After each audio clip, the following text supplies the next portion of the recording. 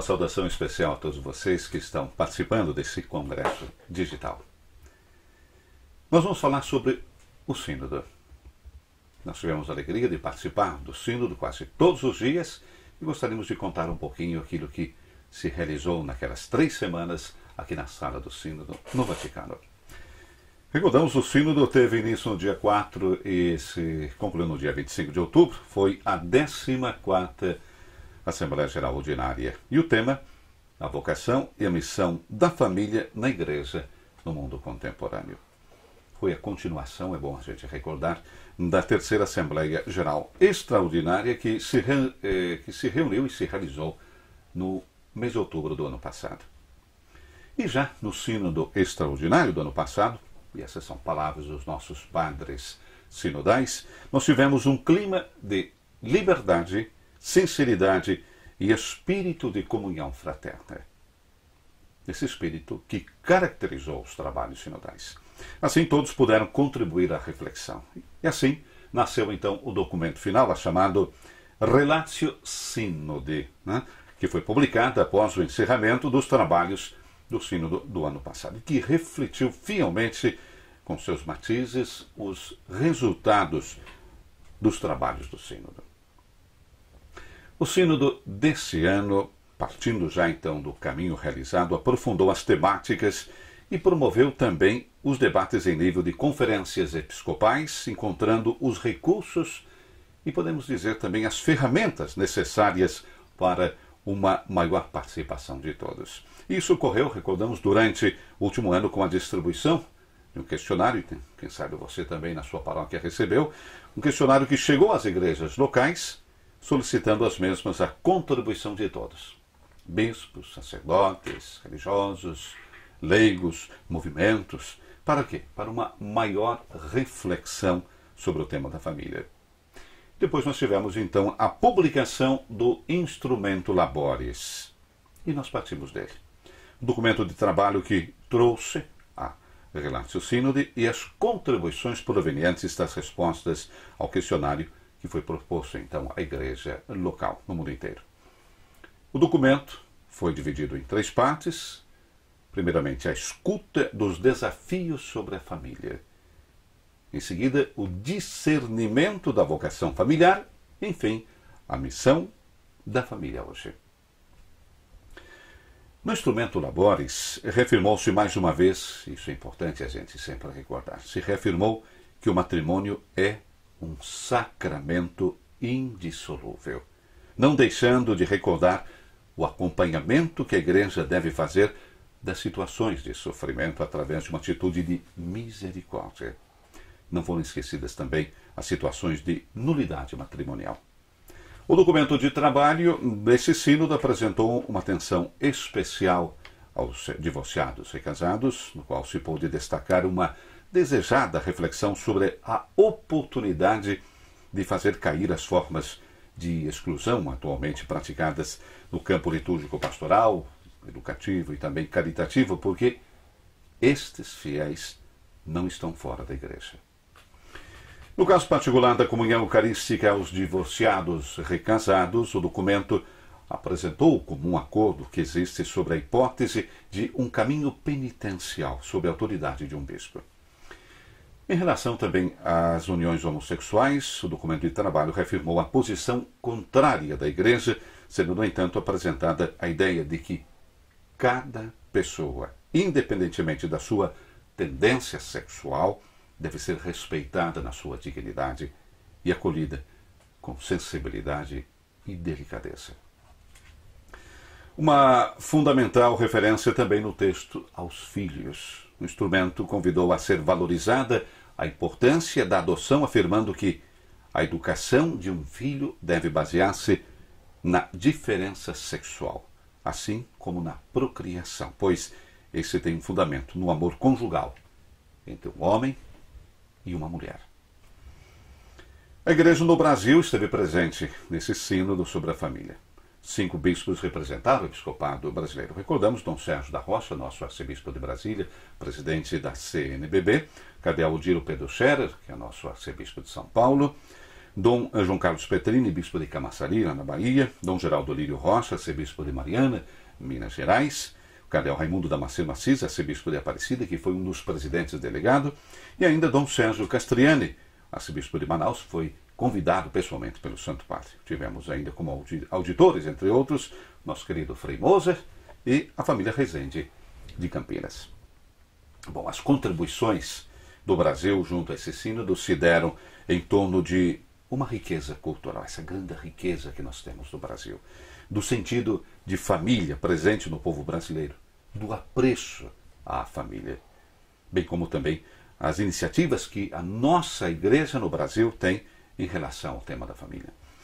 Trouxemos ao sínodo, disse a Rádio Vaticano, o nosso querido Dom Geraldo Lírio, uma reflexão muito ampla, e não só, mas também uma prática da ação pastoral em defesa da vida, em favor da família, e que se consolidou no Brasil em todas as regiões.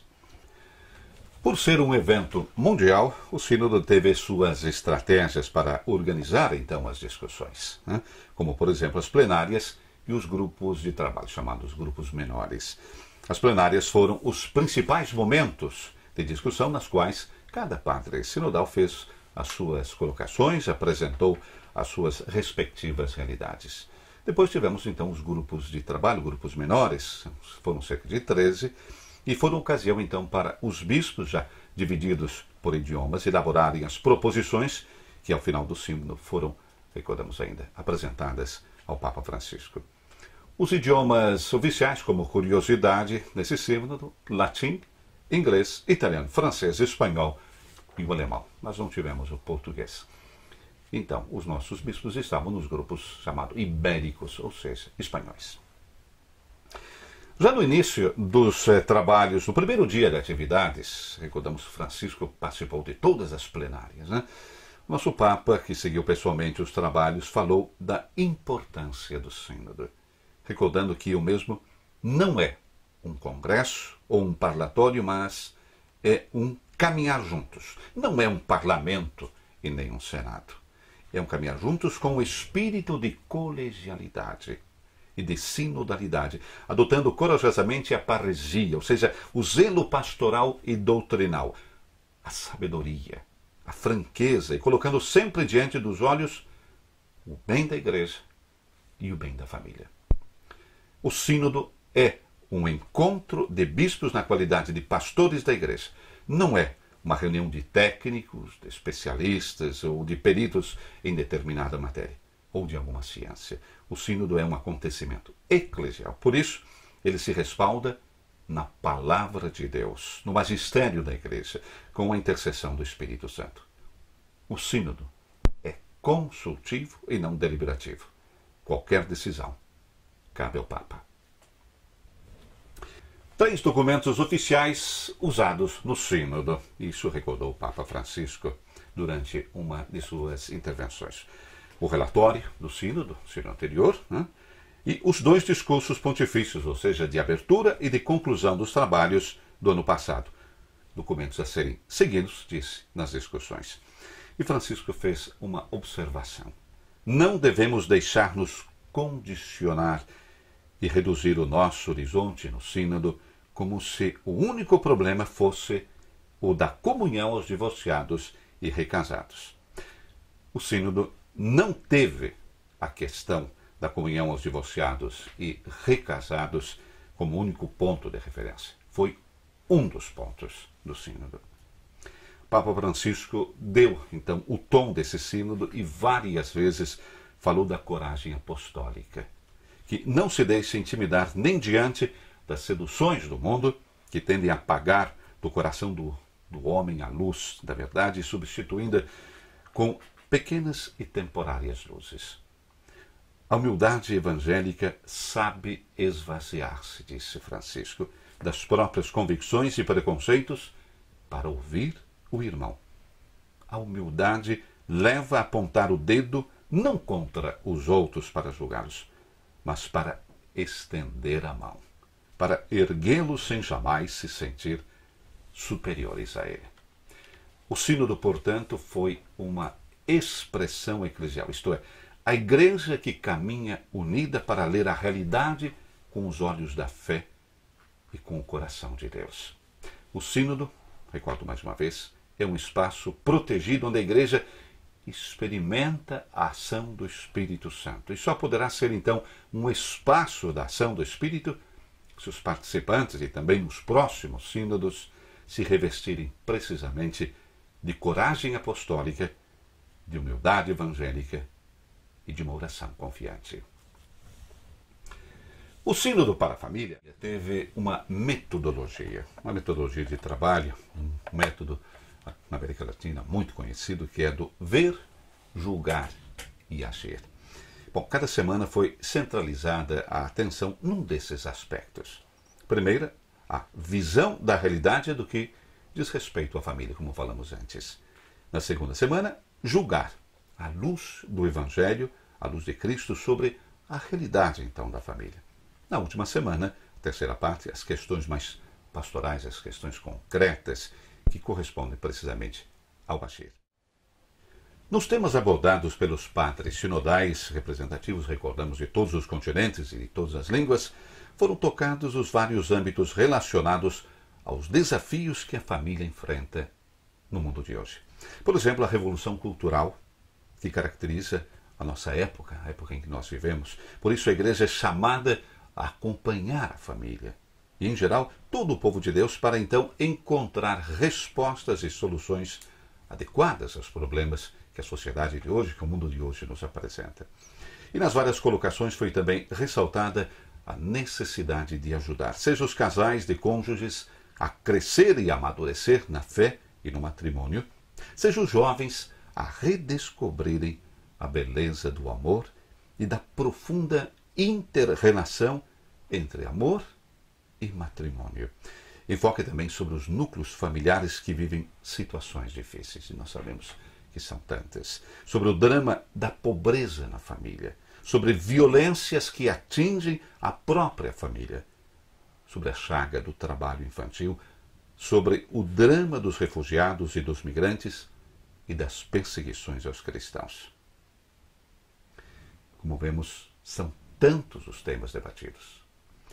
Outro assunto sobre o qual também se debruçaram os padres sinodais foi a questão das pessoas com tendências homossexuais, como falamos antes, nós vimos já no documento de trabalho, no Instrumento Laboris. Se repete, elas fazem parte da igreja, esclarecendo ao mesmo tempo que o matrimônio é a união sacramental entre um homem e uma mulher, fundamento da família na sua integridade. Como podemos notar, os trabalhos sinodais reuniram de modo excepcional a grande diversidade dos participantes, a diversidade dos continentes representados, a diversidade de igrejas, porque tínhamos representantes de igrejas orientais também, além das igrejas latinas.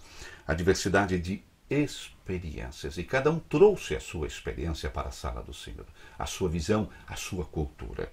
E todo esse conjunto e essa diversidade que poderiam levar a considerar até mesmo improvável que se chegasse a concordar por um tema, basta a gente pensar dentro da nossa família, quando nós temos 5 ou 6 elementos, é difícil às vezes você concordar sobre uma única questão, um único pensamento. Mas eles estavam reunidos, os nossos padres sinodais, num espírito de colegialidade e ao redor do Papa, que é o timoneiro. Apesar dessa diversidade de países, de culturas, dos padres sinodais, das posições diversas sobre alguns temas, o que se respirou, e eu posso dizer porque eu estava lá, foi um clima de fraternidade e de diálogo. Sim, um clima sereno e de fraternidade foi o que se viveu nos corredores da sala do sínodo, contrariando ao que, de forma irresponsável, muitos meios de comunicação desejaram sentenciar como um lugar de confusão, de disputas, de intrigas e de venenos. Quem viveu a experiência sinodal afirma sem meios termos que os trabalhos se realizaram em uma atmosfera de colegialidade, que nem mesmo uma carta, a famosa carta que teria sido entregue ao Papa por um grupo de cardeais chamando atenção para certos aspectos do sínodo, conseguiu ter eco entre os padres sinodais. Uma carta que era privada e que não se sabe como chegou à imprensa e foi divulgada com conteúdos inexatos. falsas as reconstruções de certos meios de comunicação que descreveram debates marcados simplesmente por conflitos. Comentando ainda a presumível contraposição entre verdade e misericórdia, negada durante os trabalhos sinodais, o cardeal Pell disse que a Igreja é como uma mãe e mestra. E uma mãe sábia nem sempre dá aos filhos todas as coisas que eles pedem. Porque a mãe está interessada não somente nos mais fracos, mas em todos os filhos e quer trabalhar para manter a saúde da família. Não devemos esquecer que a misericórdia é o coração do Evangelho. Quem deseja contrapor verdade e misericórdia esquece-se que a verdade do Deus cristão é o amor do Deus trinitário.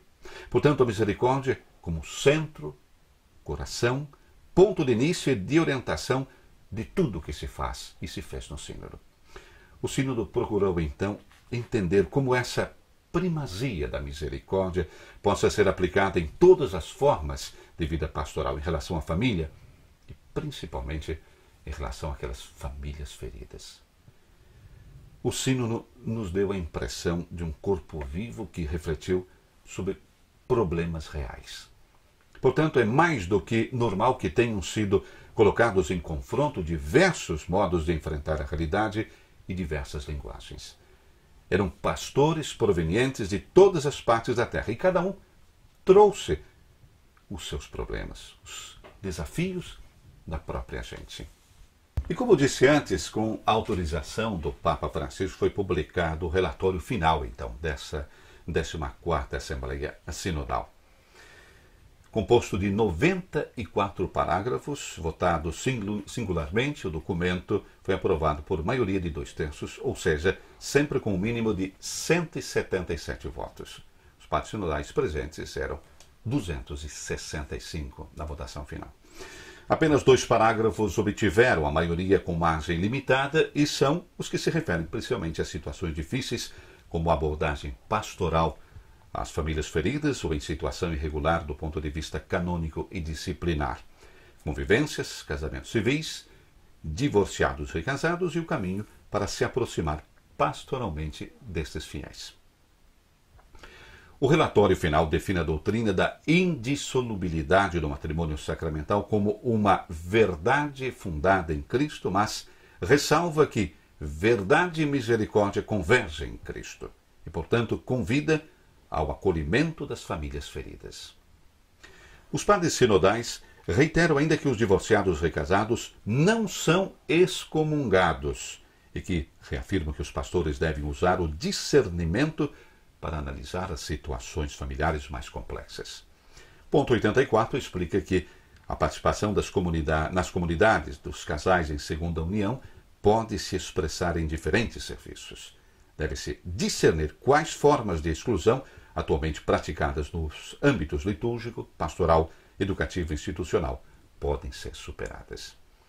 Situação específica dos casais em segunda união, o ponto 86 do documento, faz referência a um percurso de acompanhamento e de discernimento espiritual com um sacerdote, pois a ninguém pode ser negada a misericórdia de Deus. E nesse sentido, então, para favorecer e aumentar a participação desses fiéis na vida da Igreja, devem ser asseguradas as condições de humildade, discrição, amor à Igreja e a seu ensinamento, na busca sincera da vontade de Deus e no desejo de dar uma resposta a ela.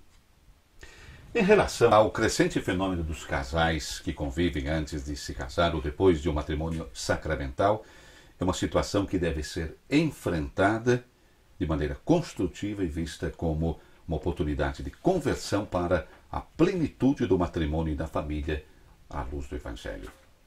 Pessoas homossexuais não podem ser discriminadas, repetimos mais uma vez, mas a Igreja é contrária às uniões entre pessoas do mesmo sexo. O Sínodo julga também inaceitável que as igrejas locais sofram pressões nesse campo e que organismos internacionais condicionem ajudas financeiras aos países pobres à introdução do casamento entre pessoas do mesmo sexo.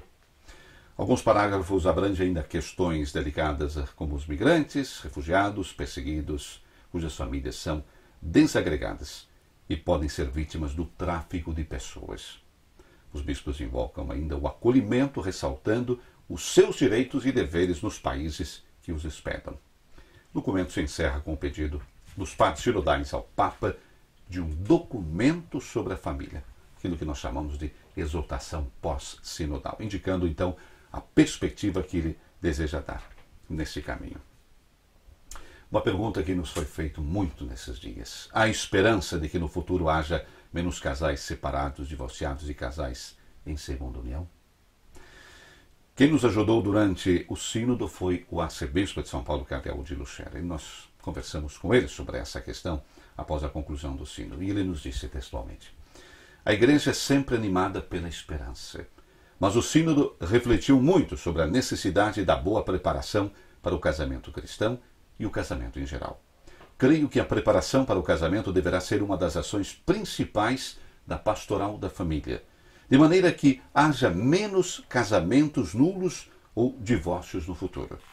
Precisamos preservar, na certeza de que Deus não pede coisas impossíveis aos homens. É possível casar, perseverar e ser feliz no casamento. Antes do sínodo, criou-se uma grande expectativa sobre a questão da comunhão eucarística aos divorciados e recasados. Fizemos a pergunta também a Dom Odilo. O sínodo não tinha a missão de resolver essa questão, pois a natureza do sínodo é consultiva e não decisória. O sínodo refletiu com intensidade sobre isso e ofereceu algumas indicações ao Papa em relação ao eventual acesso à mesa eucarística dos casais que vivem em segunda união. Permanecem válidas as indicações dadas pelo Papa São João Paulo II na Exortação Apostólica Familiares Consórcio de 1981. A resposta não consiste num generalizado pode ou não pode. Os casos não são todos iguais. Em algumas situações pode haver uma permissão especial para comungar. O que o sínodo falou com clareza é que esses casais não estão excomungados, nem devem se considerar como tais.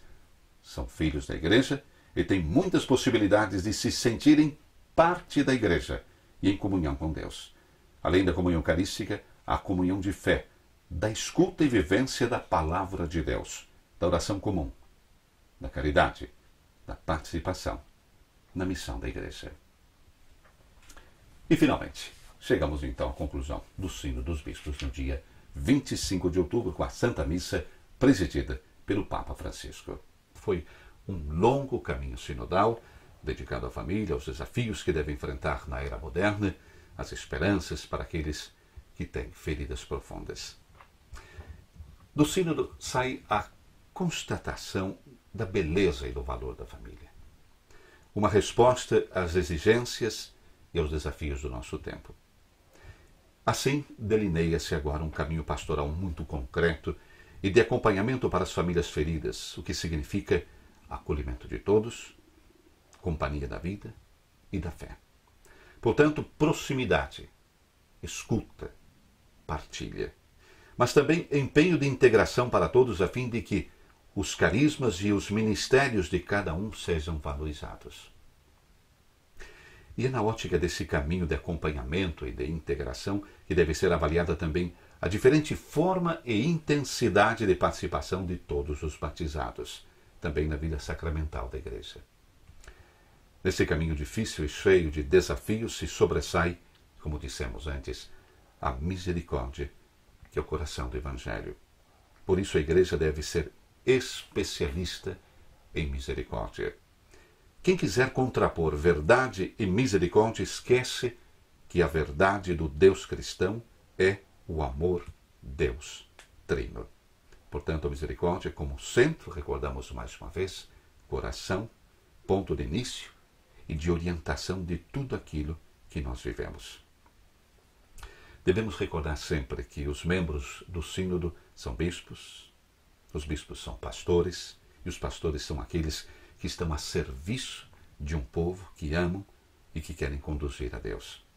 Se se considera isso, então a chave de leitura de muitas das coisas que a mídia, por vezes forçadamente enfatiza, é colocada na justa perspectiva e as coisas são melhor entendidas. A estrada agora é caminhar em profunda comunhão com o Papa Francisco, com o primado do Evangelho e da graça, com a gradualidade do acompanhamento e da integração. Agora, com o relatório final, fruto do trabalho sinodal, será o Papa Francisco a definir as formas em matéria concreta, porque o presidente do sínodo é ele, e ele é o timoneiro da barca de Pedro. Para concluir, as palavras de Drummond de Andrade. E agora, José, parafraseamos com: e agora, Francisco? Obrigado.